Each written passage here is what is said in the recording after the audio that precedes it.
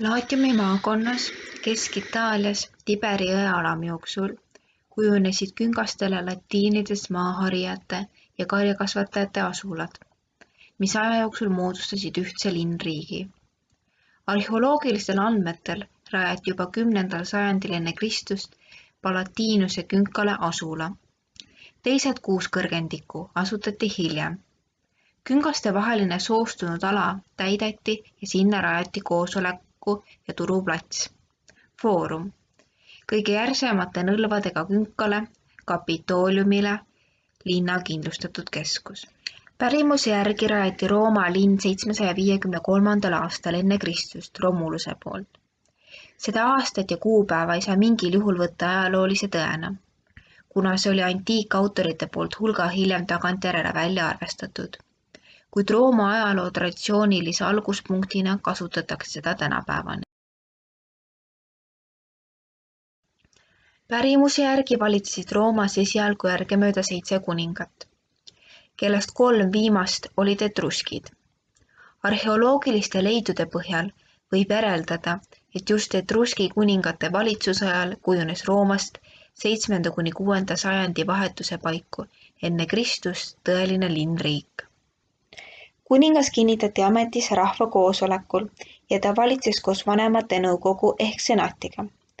Kuningate ajal kunisid välja varase Rooma ühiskonna põhijooned, millest suur osa püsis veel sajandeid pärast kuningavõimu kukutamist. Kui Tarquinius sõjaretkel oli, puhkas Roomas tema vastane ülestõus ning naasvat kuningat enam linna ei lastud. Ehkki Tarquinius kogus kokku suure etruskide väe, suutsid roomlased oma iseseisvust kaitsta ning panid aluse vabariiklikule riigikorrale.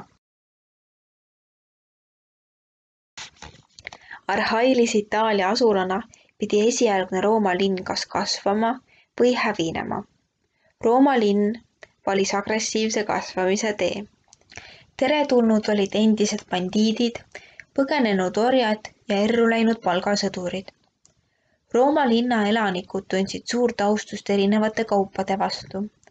Sõjakultuur andis organiseerituse ning linna elanikud lisasid sellele oma energia ettevõtlikkuse, mida nad olid juba Rooma elama asudes üles näidanud.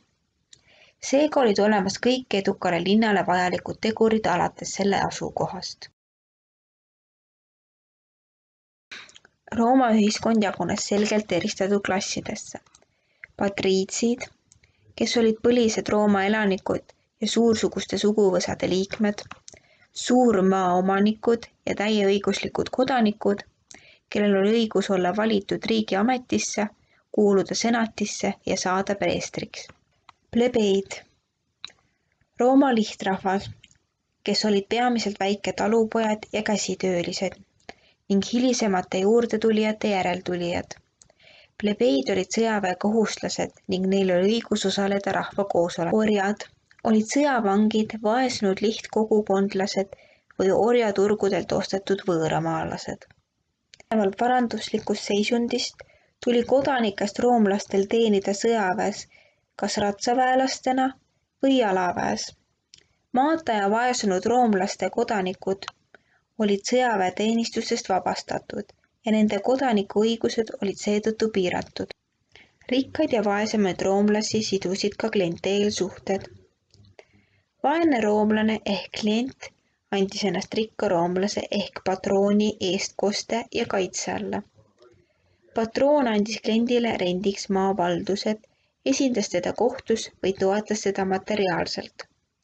Vastutasuks saatis klient patrooni sõjaretkedel ja hääletas tema poolt rahvakoosolekul. Mida rohkem oli suursugusel roomlasel kliente, seda enam temast lugu peeti. Roomlased kasutasid oma riigi kohta nimetust Respublica, sest peaaegu kogu rahvas, see tähendab täieõiguslikud kodanikud, võttis riigi valitsemisest osa. Mingit kindlat valitsemisviisi selle terminiga esialgu silmas ei peetud.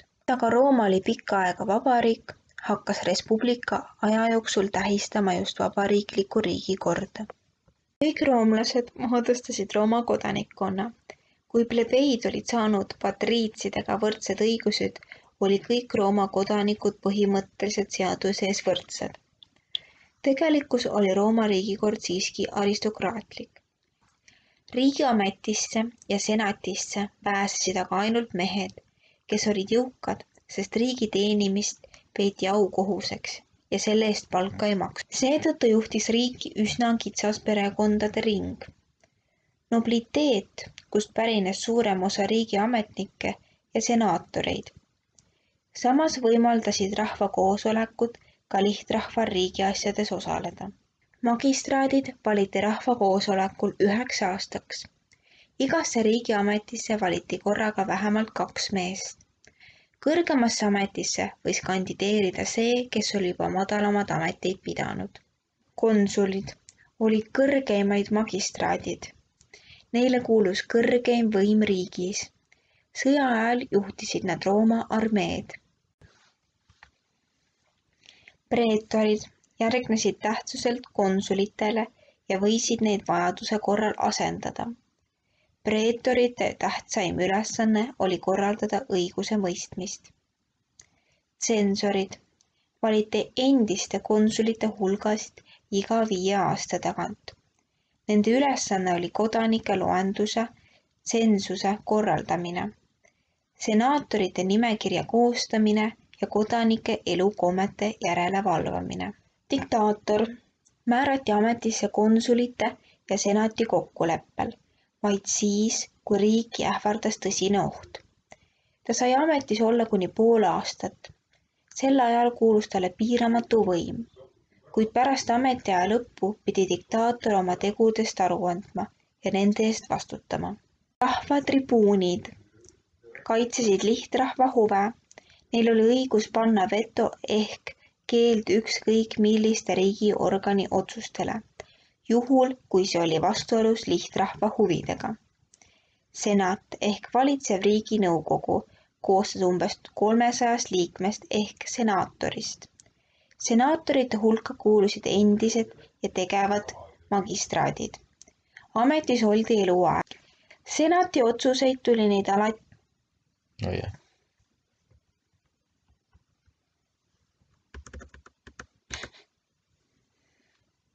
Senati otsuseid tuli alati täita. Senat kujundas riigi sise- ja välispoliitikat, juhtis sõjandust ja rahaasju.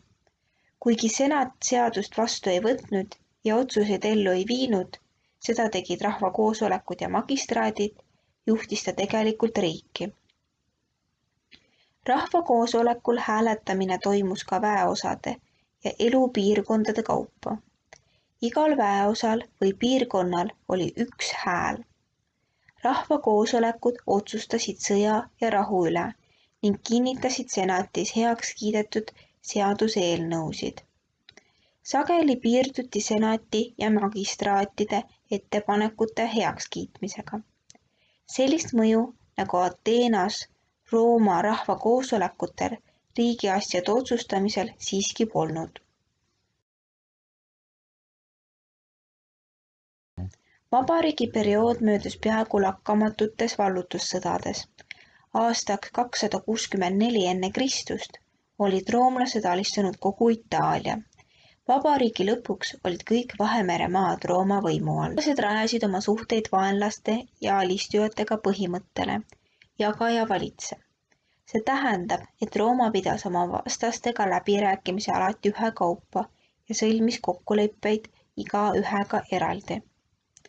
Kuna alistatud rahvaste ja riikide sõltuvustingimused olid erinevad, siis nad ei saanud koos Rooma vastu astuda ning see võimaldas roomlastel õhutada nende vahel vastuolusid. Roomlased ei seganud end tavaliselt allutatud riikide siseasjadesse, ent kui sekkuda tuli, toetasid nad peaaegu alati kohalikke suurnikke ning soosisid aristokraatlikku riigikorda. Seetõttu tunnistasid aristokraadid tihti meeleldi Rooma ülemvõimu. Allutatud piirkondades strateegiliselt tähtsamatesse paikadesse rajati Rooma kodanike asulad ehk siis kolooniad, mis olid ühtlasi Rooma riigi sõjalised tugipunktid. Enamik Itaalia linnu olid aga Rooma liitlased. Nad pidid andma oma sõjaväe Rooma käsutusse. makse ega muid kohustusi. Niisuguse korralduse tulemusel oli kõik Itaalia võitlusvõimelised mehed, sõltumata nende õiguslikust staatusest, Rooma riigi käsutuses ja sai need kasutada ka Itaaliast väljaspoole jäävate maade vallutamiseks. Rooma kodanikud olid Itaalia elanike seas veel pikka aega selges vähemuses. Rooma kodanike arvu pidev kasv suurendas Itaalias Rooma mõjuvõimu veelgi. Vallutatud alad väljaspool Itaaliat olid Rooma provintsid. Kogu sealne maa kuulus Rooma riigile. Provintside linnad säilitasid oma valitsuse ja kohalikesse asjadesse ei sekkunud roomlased enamasti siingi. Iga provintsi valitses asehaldur, tavaliselt endine magistraat. Asehaldur pidi kaitsma provintsi välisvaenlaste eest, hoidma ära kohalikud vastuhakud, täitma ülemkohtuniku ülesannet ja koguma makse. Nad ei saanud riigilt palka ja mõnigi neist kasutas ametit isiklikuks rikastumiseks. Nii roomlaste kui ka teiste Itaalia elanike hulgas oli enamuses talupojad ning ka ülemkihi rikkus põhines peamiselt suur maa valdusel. Käsitöö jäi Roomas üsna kõrvaliseks. Vallutuste tagajärjel tõusis aga tohutult Rooma linna tähtsus. Linna elanike arv kasvas pidevalt ja see edendas omakorda kaubandust. Rooma veeti toiduained, käsitöötooteid, luksuskaupu peaaegu kõigist Vahemere maadest. Vallutussõjad suurendasid Rooma ja Itaalia ühiskonna kihistumist ja sõjavangidega Itaaliasse toodud orjade hulka. Talupoegadele, kes moodustasid sõjaväe põhijõu, tõi sage ja pikk eemalolek oma majapidamises sageli kaasa laostumise. Paljud olid sunnitud oma maatükki müüma ja siirduma linna uusi äraelamisvõimalusi otsima. Rikaste maavaldused suurenesid seega veelgi ja nende harimisel kasutati peamiselt orjad tööd. Linnad, aga eeskätt Rooma, täitusid endistest talupoegadest proletaaridega. Talupoegade laostumise tõttu muutus sõjaväe moodustamise isikliku varustamise teenistusest tulevast Rooma kodanikest üha raskemaks. Järk-järgult hakati sõjaväkke värbama ka proletaare. Nii kujunes Rooma armeest elukutseline palgasõjavägi. Elukutselised sõjamehed olid tihedalt seotud neid juhtiva ja nende eest hoolt kandva väejuhiga. Senati vastu tundsid nad aga märksa vähem aukartust. Edukad väejuhid võisid nüüd soovi korral senati otsuseid eirata ja koguni väega Rooma vastu minna. Senatil puudusid võimalused neid ohjata.